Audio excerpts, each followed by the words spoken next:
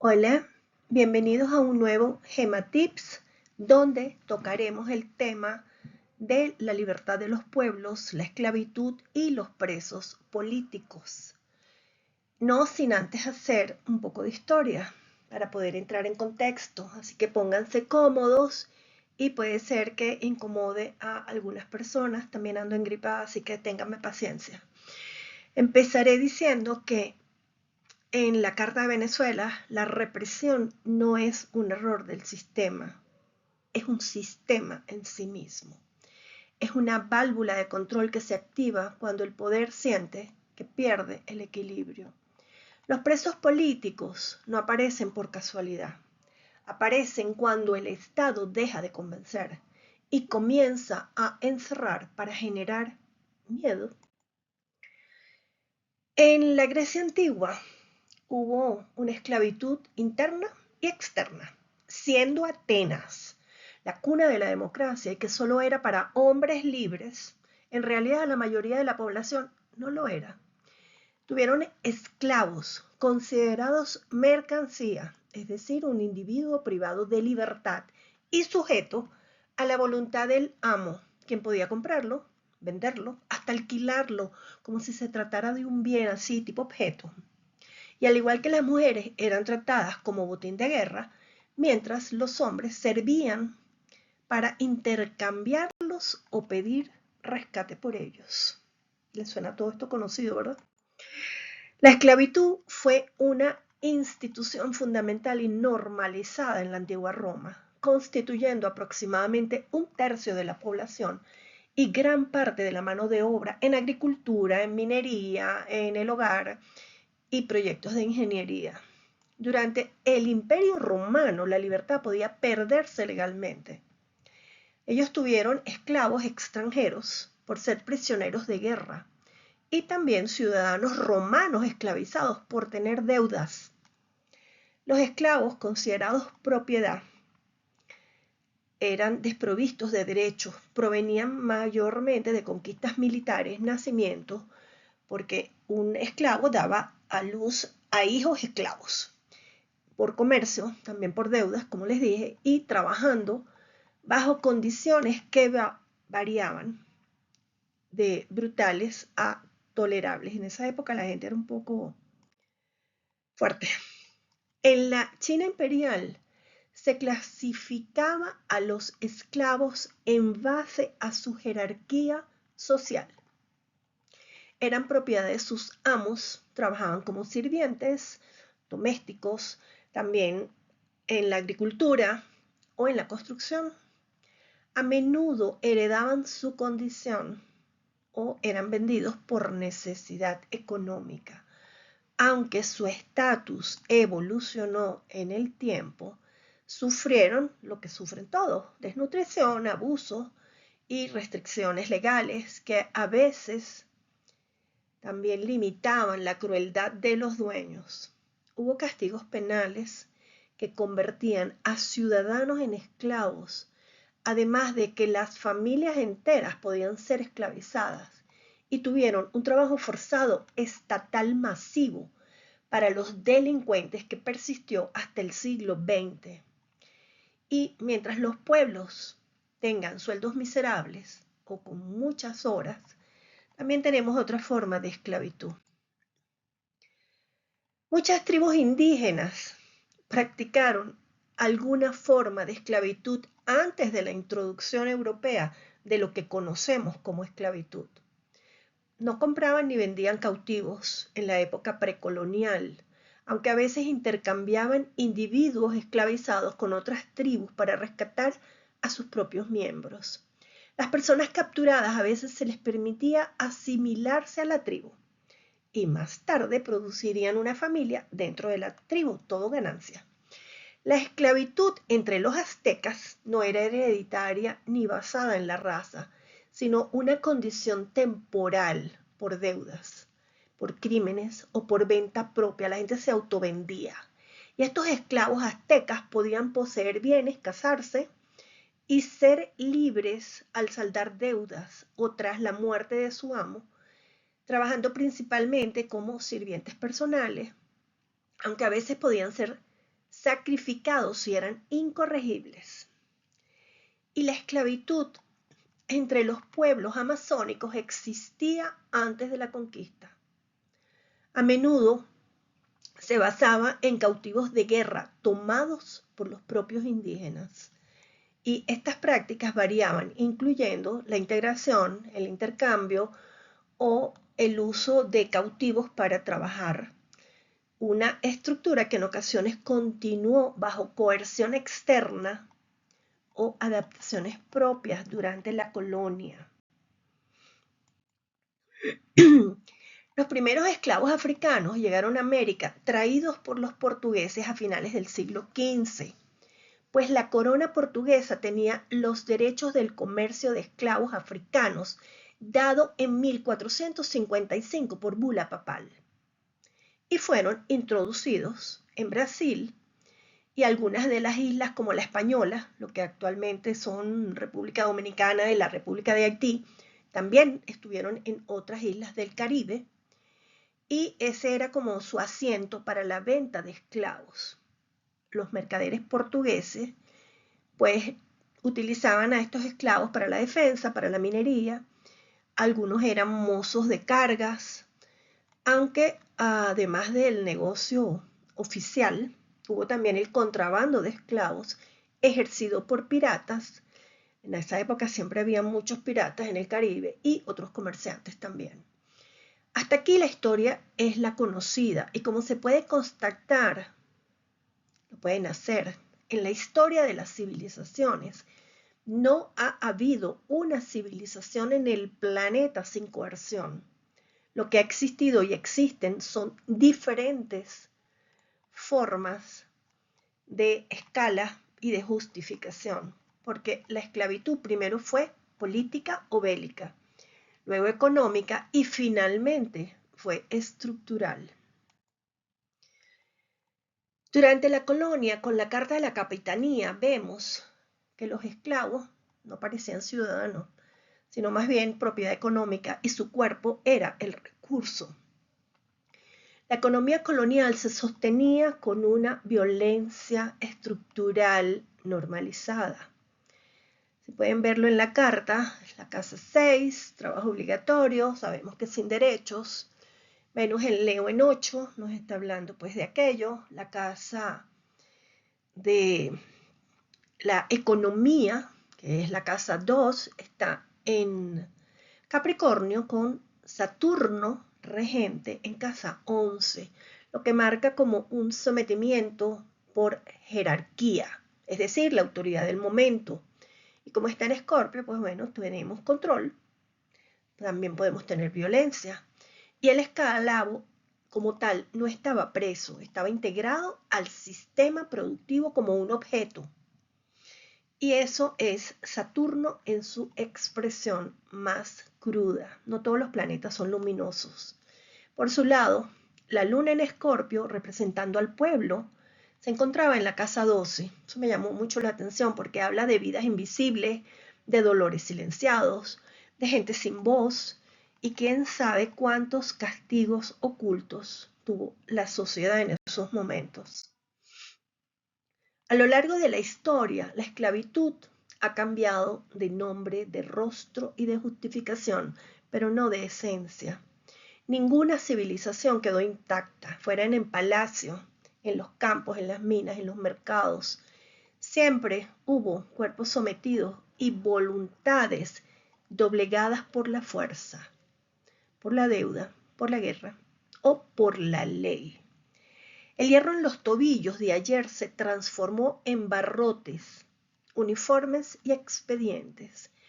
La propiedad directa dio paso al encierro reglamentado. Sin embargo, el hilo que une ambos mundos es el mismo: la pérdida de libertad como herramienta de control. Entre las cadenas visibles de la antigüedad y las celdas de hoy existe un puente silencioso. En él resuenan preguntas sobre poder, castigo, sobre dignidad humana.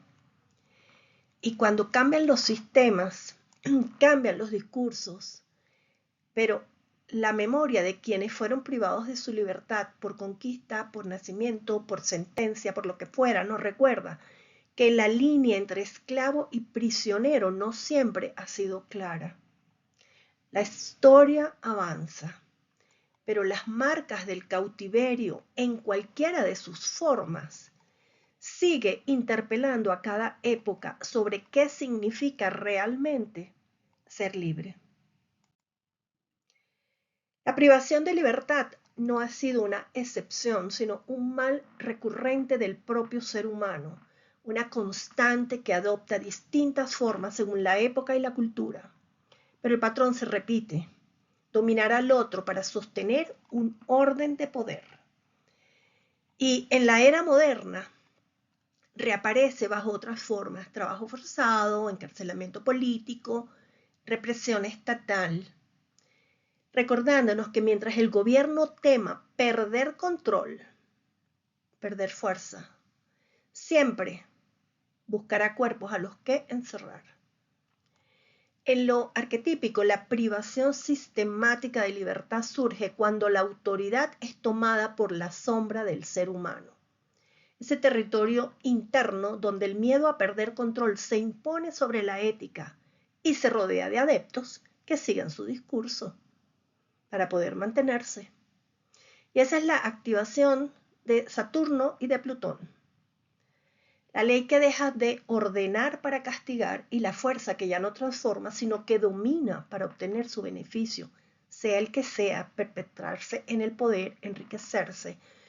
Y a esto se suma Marte en su expresión más cruda, porque cuando la violencia se normaliza como mecanismo de control, es Marte el que está actuando.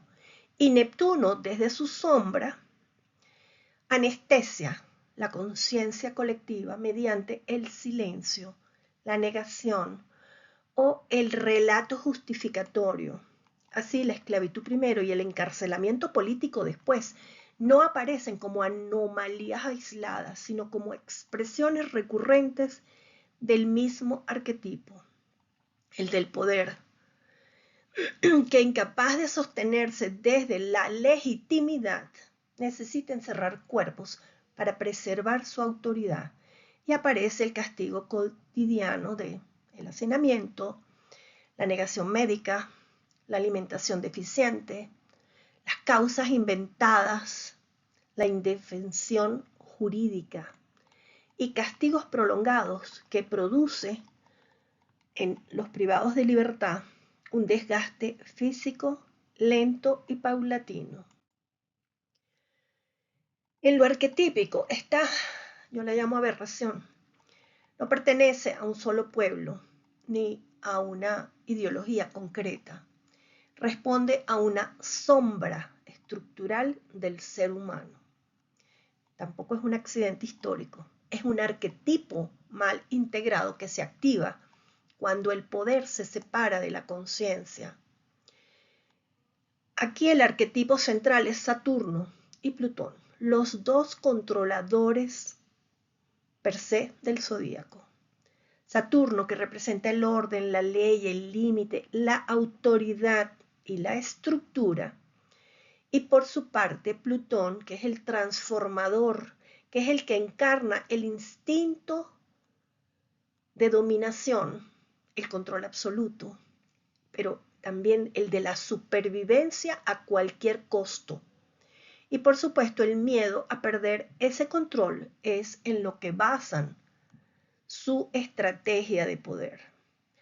Cuando Saturno y Plutón operan sin conciencia, el resultado no es orden ni es transformación, sino sistemas carcelarios abusivos, una esclavitud legalizada, castigos ejemplarizantes porque usan el miedo como herramienta de gobierno.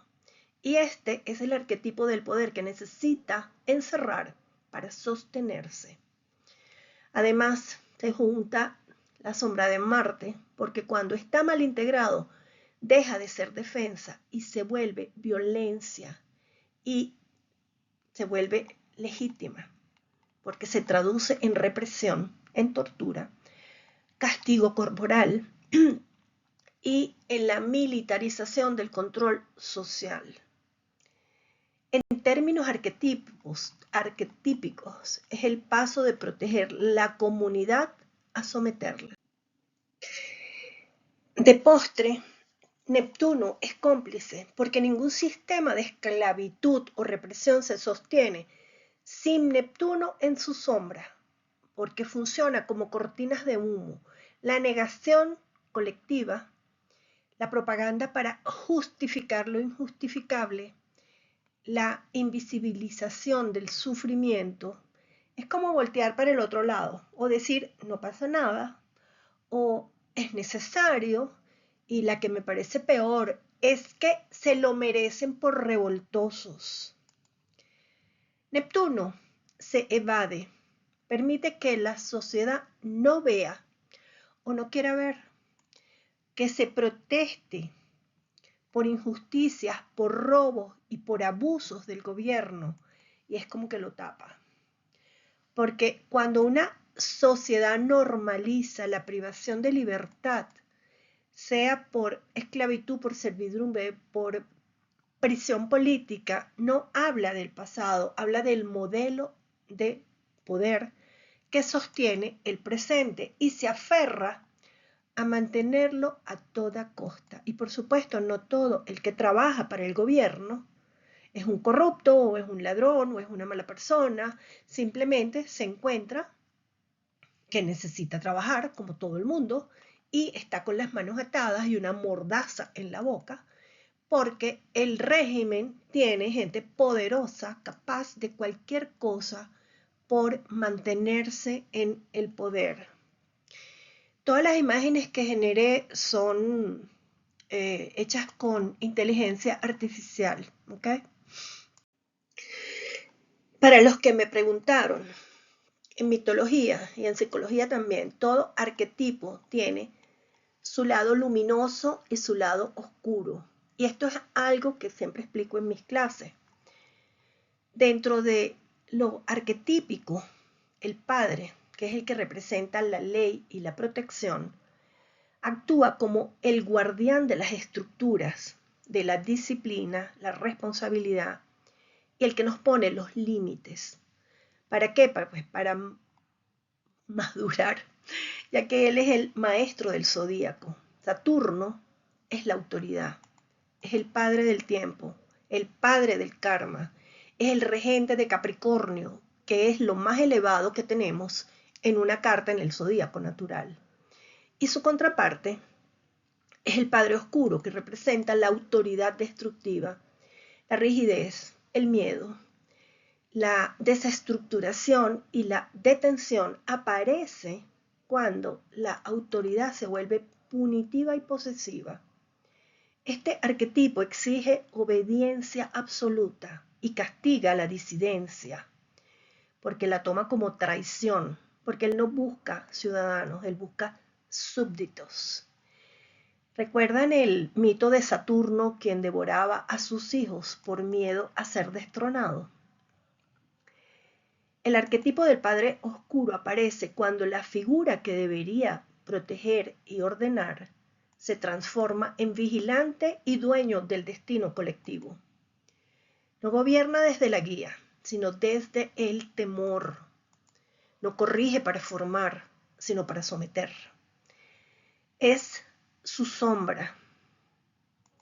La autoridad se vuelve incuestionable y la obediencia una virtud obligatoria.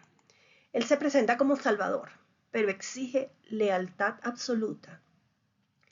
Promete seguridad, pero la condiciona al silencio. En los presidentes que encarnan este arquetipo, la patria se vuelve hogar bajo vigilancia y la ciudadanía una infancia perpetua. El poder se reviste de discurso paternal, pero su verdadera raíz es el control. Así, el papá gobierno es el padre oscuro que da cuando quiere y no solo dirige, define quién pertenece, quién desobedece y quién debe ser castigado. recordando que cuando el liderazgo pierde luz, la protección puede convertirse en dominio. En su versión más sombría, este arquetipo no confía en la madurez del pueblo y por ello prolonga la tutela indefinidamente. El tiempo que debería conducir a la autonomía se congela en un presente de normas rígidas y obediencia exigida. Bajo esta lógica, el Estado se convierte en figura paterna absoluta. Ordena, limita y sanciona en nombre del cuidado.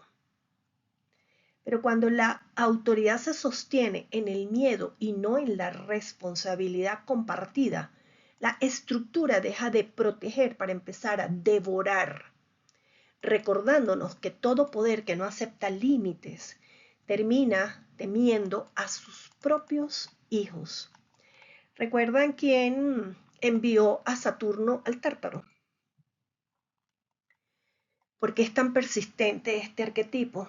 Porque toca un miedo primario, el miedo a perder control en contextos de cambio de mando, y entonces lanza escasez, cualquier crisis, o pone límites a cualquier cosa. Cuando la sociedad se siente como amenaza, activa la sombra de Saturno y su control. Convoca a Marte, es decir, a la fuerza del orden público.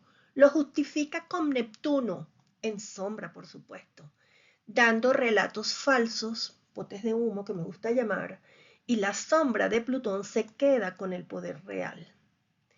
¿Y cuál es la clave arquetípica aquí? La ingenuidad de los seguidores, todos niñitos en kinder. Ahora bien, este patrón no se erradica solo con leyes, se erradica con la madurez del pueblo y se debilita cuando Saturno recupera la ética y las leyes son justas, cuando Marte vuelve a proteger, no a castigar, y cuando Neptuno deja de mentir para crear algo mejor para el bien de todos. Además, Plutón debe transformar realmente y dejar de querer enriquecerse y dominar. Por eso, cada vez que una cultura encierra, esclaviza o amedrenta, no está fallando políticamente, está mostrando que arquetipos gobiernan su inconsciente. En su versión más sombría, este arquetipo no confía en la madurez del pueblo, que mantenerlos como niñitos en kinder, y por ello prolonga esa tutela indefinidamente, recordándonos que todo poder que no acepta límites termina temiendo a sus propios hijos y va a terminar devorándolos. ¿Se sienten devorados? Entonces la ley deja de ser un marco para la convivencia y se transforma en un instrumento de perpetuación. La voz disidente, sea de personas mayores, personas enfermas, jóvenes, menores de edad, mujeres, niños o personas especiales, son tratadas como ingratitud filial, el hijo que se porta mal. Y toda crítica se siente como una amenaza al orden. En ese clima, la ciudadanía no crece, se adapta, se repliega, teme y se revela solamente en silencio. El arquetipo del Padre Oscuro se sostiene mientras logra convencer de que la severidad es protección y el encierro es cuidado para el resto de los ciudadanos. Sin embargo, toda estructura que se alimenta del temor acaba erosionando su propia base, porque la verdadera autoridad no nace de la dominación, sino de la capacidad de formar individuos capaces de sostenerse por sí mismos y, por supuesto, sostener al país con su trabajo. Y allí donde el poder impide esa maduración y el tiempo, el mismo que pretende controlar, termina revelando la fragilidad de su dominio. Como se puede observar en la gráfica, el mecanismo es el mismo. El poder elimina la libertad para sostener el sistema de gobierno. Solo cambia el método, La tortura no busca información, busca quebrar identidades, generar miedo colectivo. Y eso es terror de Estado. La diferencia entre épocas es a quién se le quita la libertad y por qué. ¿Cuándo comenzaron a haber presos políticos en Venezuela?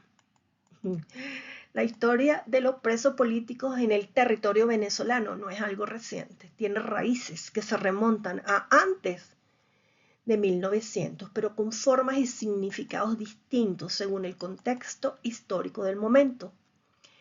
Y aunque la esclavitud fue abolida en 1854, la represión política continuó en distintos regímenes del país post-independencia.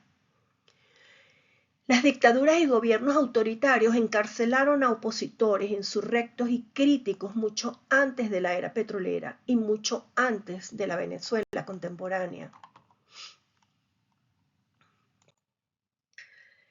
Antonio Guzmán Blanco, militar, caudillo, político y dictador, asumió el poder el 27 de abril de 1870, tras invadir Caracas y derrocar al gobierno de Guillermo Tell Villegas. Fue 3 veces presidente. Y su régimen se caracterizó por una fuerte represión contra la oposición política desde el inicio de su septenio, que fue de 1870 al 77, consolidando un gobierno autocrático y centralizado. Y este es uno de los primeros periodos claramente documentados de represión política sistemática. En ese tiempo se perseguía, se encarcelaba y se exiliaba a miles de opositores, incluso con desapariciones forzadas, para consolidar el poder y silenciar las disidencias. Este es un claro antecedente de lo que después se llamaría presos políticos, aunque en el momento ese término no se utilizara. Y para decir algo bueno de este señor, también tuvo una parte luminosa en sus gobiernos. Luego, durante el gobierno de Juan Vicente Gómez, otro militar y dictador, que fue uno de los periodos de mayor duración autoritaria del siglo XX venezolano, la represión política fue política del Estado. Al inicio de su gobierno, él liberó 164 presos políticos que eran de la gestión anterior de Cipriano Castro. Pero resulta que a partir de 1913 intensificó la persecución de opositores con detenciones arbitrarias, torturas y trabajos forzados. Muchas de estas personas fueron encarceladas sin juicio o con procedimientos totalmente injustos. Y estos presos políticos del régimen comenzaron a llenar cárceles como la de las Tres Torres en Barquisimeto y la famosa Rotunda en Caracas. Y eso fue inmediatamente después de tomar el poder el 19 de diciembre de 1908. Inicialmente encarceló a los opositores. ¿Para qué? Para consolidar su dictadura, y lo hizo con una brutal represión durante 3 décadas. Tras la muerte de Gómez en 1935, muchos de los presos políticos sobrevivientes fueron liberados y los exiliados regresaron al país. Y este periodo marca un hito muy importante en el registro histórico de presos políticos en Venezuela, porque se caracterizó por la eliminación sistemática de cualquier oposición política o militar. ¿Y qué creen? Ambos lugares, el de las Tres Torres y la Rotunda, fueron demolidos. Como si de esa forma se borrara la memoria del horror vivido en esos lugares y en esos tiempos. ¿Les suena algo conocido, actual? A mediados del siglo XX, durante gobiernos democráticos y militares del periodo republicano, surgió una ola de detenciones por causas políticas en los años 1960 y en 1970. Y normalmente, o mayoritariamente, mejor dicho, la represión fue contra movimientos armados, guerrillas y militares rebeldes. También hubo la fundación de organización de apoyo a presos políticos. Para el siglo XXI, el fenómeno de los presos políticos volvió a tomar una nueva dimensión, con cifras que nunca antes se habían visto en la historia del país. La represión masiva, especialmente desde 2014-2015, con miles de detenidos por causas políticas, superándose a sí mismo entre 2014 y 2021 a más de 15.000 detenciones por motivos políticos que fueron documentadas, mostrando un patrón persistente del uso del encarcelamiento como instrumento de control social. Y aunque la esclavitud fue abolida en 1854, la historia de Venezuela muestra que la privación de libertad por razones de poder no ha desaparecido. Desde las persecuciones políticas del siglo XIX, pasando por grandes dictaduras del siglo XX, hasta la situación contemporánea, donde organizaciones internacionales han documentado miles de detenciones por motivos políticos, la historia del encarcelamiento por razones del poder es un hilo que atraviesa la vida republicana del país. Se encarcela por pensar más que por delinquir. Esta represión no ha sido permanente. Se activa y se desactiva cuando cambian las condiciones estructurales del poder. El cielo habla de un ciclo de debilitamiento entre 2026 y 2028, lo que no garantiza justicia inmediata ni borra el sufrimiento existente. Lo que indica es el encarcelamiento como práctica sistemática que va perdiendo eficacia, porque el miedo ya deja de ser sostenible como forma de gobierno por razones externas e internas. Históricamente en Venezuela, cuando eso ocurre, pasa lo que estamos viendo. Se abren negociaciones, se reducen las detenciones y se producen liberaciones graduales, en cuentagotas, porque el miedo hay que mantenerlo. Y es importante destacar que el ingreso de Neptuno en Aries va a cambiar el discurso. Los potes de humo vienen con verdades incompletas, esperanzas administradas y libertades condicionadas, siendo este uno de los mecanismos más sofisticados de control social. El engaño neptuniano está activo, movilizando hacia una ilusión con gestos simbólicos para contener presión, y hay anuncios ruidosos de una amnistía, pero mientras no exista la restitución de los derechos políticos, el levantamiento de causas, no hay garantías jurídicas. Y todo eso es Neptuno actuando. Supuestos gestos heroicos que buscan cerrar un tema sin sanarlo. Neptuno en Aries no garantiza verdad, garantiza movimiento del relato y la sensación de que ya se hizo suficiente, de que ahora hay que confiar, hay que esperar, hay que agradecer. Y déjenme decirles que una amnistía real no la concede Neptuno, aunque él es el rey del perdón. La amnistía real la concede Saturno cuando hay ley justa, Júpiter cuando hay restitución de derechos y Plutón cuando realmente el poder se transforma en verdad. Si esos actores no están alineados, lo que se presenta como liberación suele ser otra cosa. Lo que estamos viendo, excarcelaciones sin libertad plena, causas abiertas, derechos suspendidos y, por supuesto, miedo bien administrado.